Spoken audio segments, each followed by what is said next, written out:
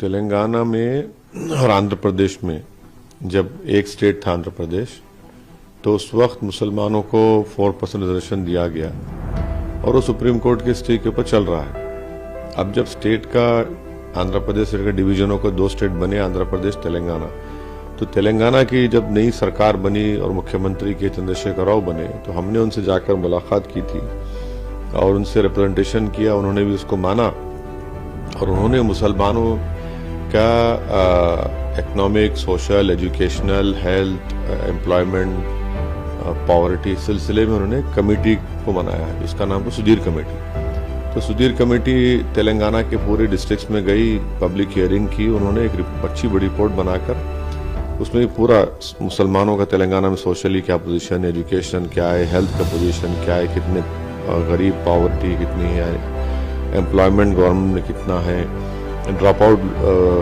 कितना है और लिटरेसी का रेट क्या है, कितने स्कूल कॉलेज हैं, उस पर रिपोर्ट बनाकर उन्होंने सरकार को पेश की। और उस रिपोर्ट में उन्होंने कहा कि मुसलमानों को आरक्षण 9 से 12% दर में मिलना चाहिए। फिर सरकार ने तेलंगाना के बैकवर्ड क्लास कमीशन को ये रिफर किया।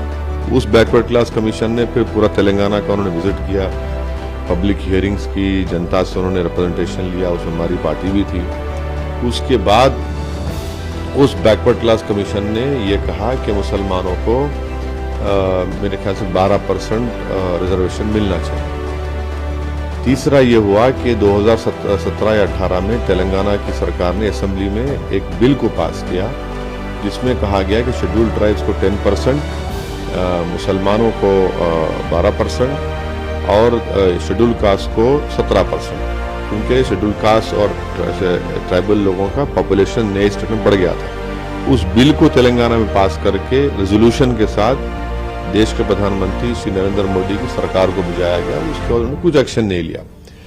अब तेलंगाना की सरकार ने शेड्यूल ट्राइब्स का रिजर्वेशन 10% कर दिया, तो इसलिए हमने उसका वेलकम किया। मैंने ये भी बोला कि जब हमारे शेड्यूल कास्ट दलित भाइयों का पॉपुलेशन 17% हो चुका है, तो तेलंगाना में उनको 17% चाहिए।